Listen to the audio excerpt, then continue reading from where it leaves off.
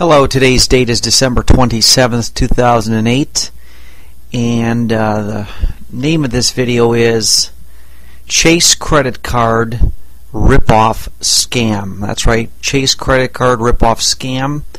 And this is going to be aimed at the Chase Credit Card Company, Chase Manhattan Bank, I believe located in the city of New York City. I want to start out by saying that I do, like most Americans, have credit card debt, and I am working at paying it off. A lot of it was incurred when I was unemployed, so now that I'm employed, it's a little bit easier to pay it off.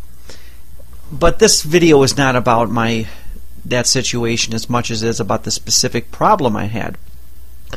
Last November, I went to pay my bill online, and as usual, I usually hit the confirm button, and it confirms the payment, and then boom, you're done, and then it comes out of your checking account. Well, apparently I made a mistake, and to make a long story short, they didn't get their payment, so they assessed me a $39 late fee, which I kind of expected.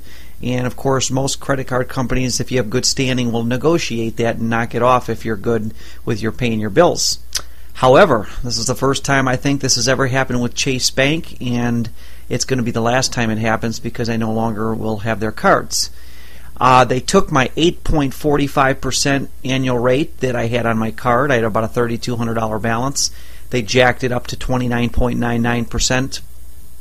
And of course, the worst part of it was I had an $82 minimum payment, or a $63 minimum payment. They jacked it up to $210 a month. I was outraged. I would have never known I missed the payment until I went to go pay my bill on the 24th or the 25th, and lo and behold, boom, there it was, staring me right in the eye. So, anyways, I called up on Saturday, Friday, and I talked to a woman from New Delhi, India. I think everybody now, they're outsourcing all their jobs over to India. And this woman was very friendly, and she says, "I don't blame you, sir. I wouldn't want to pay 29.99% on my card either." So she says, "But you got to make the minimum payment because you're in arrears right now, and you got to first make a payment before that they can, negotiate anything." So I said, "Okay, I'll make a payment.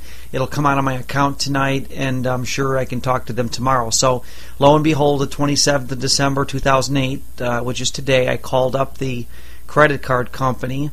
I talked to another person. Of course, this person was also Indian. It sounded like he was from in New Delhi or somewhere in India. I didn't ask him where he was.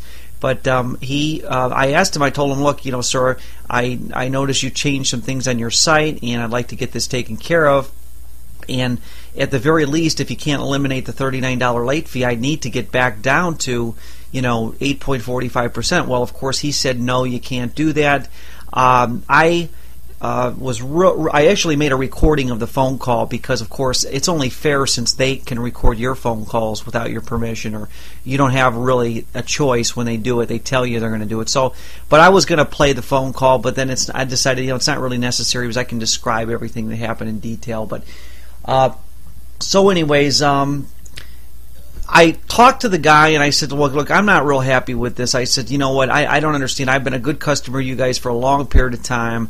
I've paid my bills on time. I've been a customer with you 8 years. I even have one of your BP cards that I used to buy gas, and that wasn't enough. No, we can't do anything. You're just going to have to wait 6 months." So here's what the deal is. I got to pay 30% interest for 29.99. I might as well call it 30% interest for the next 6 months minimum before I have a chance to get my rates lowered.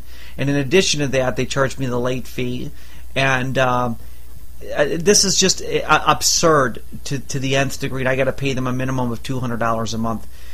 So I told them, "I want to talk to your supervisor or somebody in charge." And then, of course, I finally got to talk to someone who sounded like they were American, and the woman talked to me, and I got really, really upset on the phone. I didn't use any profanity, but I says, "Look, how do you people work for a company and have no conscience?" I could never, I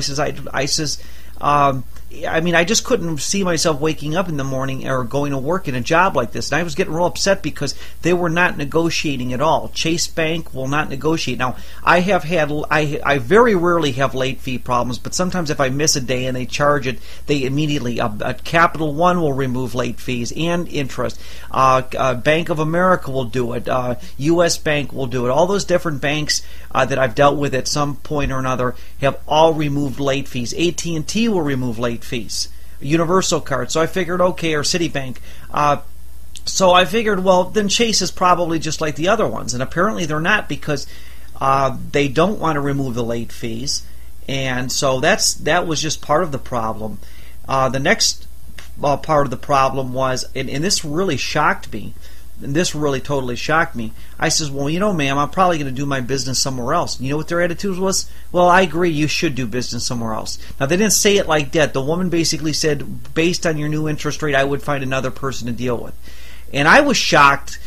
And then I started to get into my mind, well, what the hell is going on with these credit card companies? I mean, usually they're begging for your business. Okay, sir, we'll remove the late fee. We'll do this once every 6 months. I think it was AT&T one time told me several years ago I had a late fee problem, and it was like the first time I'd ever missed. And he says, normally we do this once every 6 months as the courtesy if you're late. So I was like, wow, that's cool. So Chase wouldn't budge; they wouldn't re-up the late fee or anything. I'm finding out. I went Chase fee ripoffs or something in the search engine, and there is a plethora of complaints with Chase Bank. Do not deal with these people at all. If you've got a Chase card, get rid of it as quick as you can. If you have to take out a loan and conglomerate all your credit cards under a different name, or like whether it be Universal Card or Capital One, do it, because they're really ruthless when you miss a payment.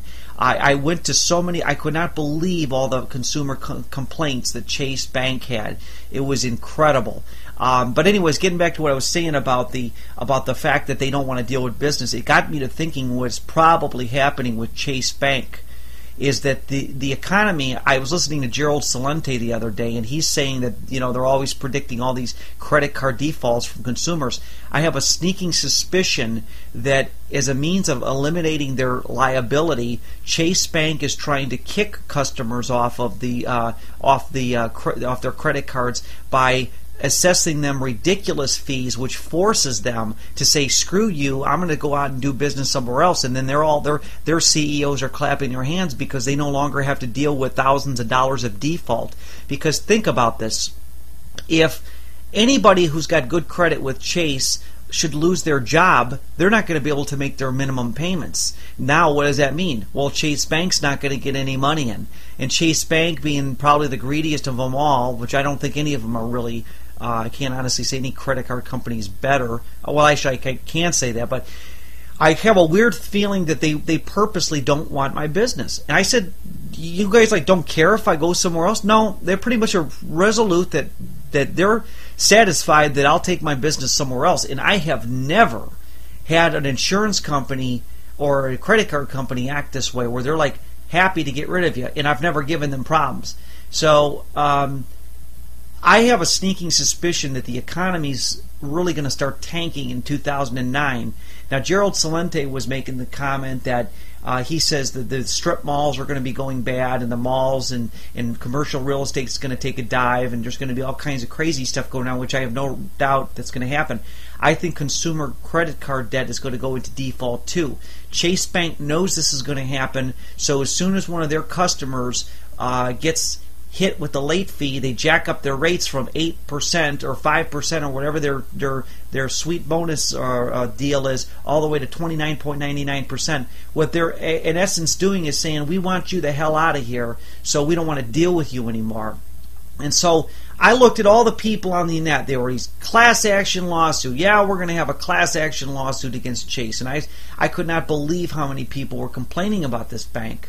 And it finally dawned on me. I thought, oh my God, you know what? This realistically, I know what this is all about. First of all, Chase has got obviously doesn't negotiate any of their late fees, let alone their ridiculous 29.99 or 30% fee, or their annual interest rate. So I'm going to tell you to boycott Chase, number one, if you can. If you got a Chase credit card, get rid of it.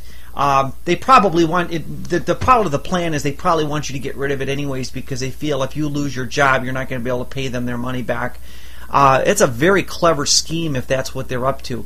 I've never heard people tell me over the phone, well, just go do business somewhere else. That was just pretty much shocking to me. So that is of a big concern to me. I'm probably going to have to carry this over. This will be part one. and I'm going to carry it over, and I'll catch you on the flip side.